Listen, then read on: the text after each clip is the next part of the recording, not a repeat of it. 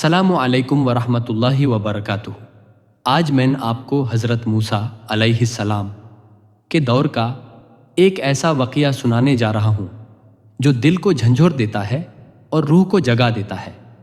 یہ واقعہ ہمیں بتاتا ہے کہ اللہ تعالیٰ کو کون سا انسان سب سے زیادہ پسند ہے اور کیوں۔ ایک دن حضرت موسیٰ علیہ نے اللہ تعالیٰ سے عرض کیا، اے میرے رب، مجھے یہ بتا کہ اس وقت زمین پر تجھے سب سے زیادہ محبوب کون ہے؟ اللہ تعالیٰ نے فرمایا، اے موسیٰ، اگر دیکھنا چاہتے ہو تو قانون کے ایک گاؤں میں جاؤ، وہاں ایک عورت ہے جس کا نام بیل ہے، وہی اس وقت میری سب سے پسندیدہ بندی ہے۔ موسیٰ حیران ہوئے، دل میں اشتیاق پیدا ہوا، آخر وہ کون سی عورت ہے جسے رب العالمین اپنی سب سے عزیز بندی کہہ رہا ہے؟ آپ فوراً روانہ ہوئے اور اس گاؤں میں پہنچے۔ وہاں جا کر آپ نے ایک ٹوٹا پھوٹا خستہ حال مکان دیکھا۔ جب اندر داخل ہوئے تو ایک ایسی عورت کو پایا جس کے نہ ہاتھ تھے، نہ پاؤں، نہ آنکھیں، نہ کان، صرف ایک زبان تھی جو لگاتار اللہ کا شکر ادا کر رہی تھی۔ موسیٰ کے دل میں خیال آیا، یا اللہ، تو نے تو اسے کوئی ظاہری نعمت نہیں دی، پھر بھی یہ تیری حمد و ثنا میں مصروف ہے۔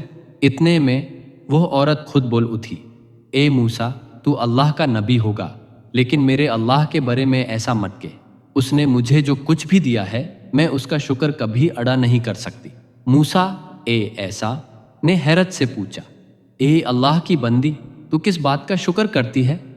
وہ عورت بولی، اگر مجھے قدم ملتے تو شاید میں گناہوں کی طرف چل پڑتی، اگر ہاتھ ملتے تو ممکن تھا کسی پر ظلم کرتی، اگر آنکھیں ہوتیں تو میں نامحرموں کو دیکھتی، اگر کان ہوتے تو غیبت سنتی، گانے سنتی۔ میرے رب نے مجھے ان تمام آزمائشوں سے بچا لیا۔ اس نے مجھے صرف زبان دی تاکہ میں اس کا شکر ادا کرتی رہوں، اور دل اور روح کی آنکھیں دی جن سے میں نے تمہیں پہچان لیا، حالانکہ ظاہری آنکھوں سے کبھی نہیں دیکھا۔ اب بتاؤ میں اپنے کریم رب کا شکر کیوں نہ کروں؟ یہ سن کر موسیٰ کی آنکھوں سے آنسو بہنے لگے اور انہوں نے فرمایا، یقیناً تمہارا ایمان ہی تمہیں اللہ کے قریب لے گیا ہے۔ تو دوستو، اس واقعہ سے ہمیں یہ سبق ملتا ہے کہ اللہ کے نزدیک سب سے زیادہ اہمیت مال، صورت یا طاقت کی نہیں، بلکہ شکر، صبر اور دل کے تقوی کی ہوتی ہے۔ جس کمی کو ہم اپنی بدنصیبی سمجھتے ہیں، شاید وہی اللہ کی سب سے بڑی رحمت ہوتی ہے جو ہمیں گناہوں سے محفوظ کر لیتی ہے۔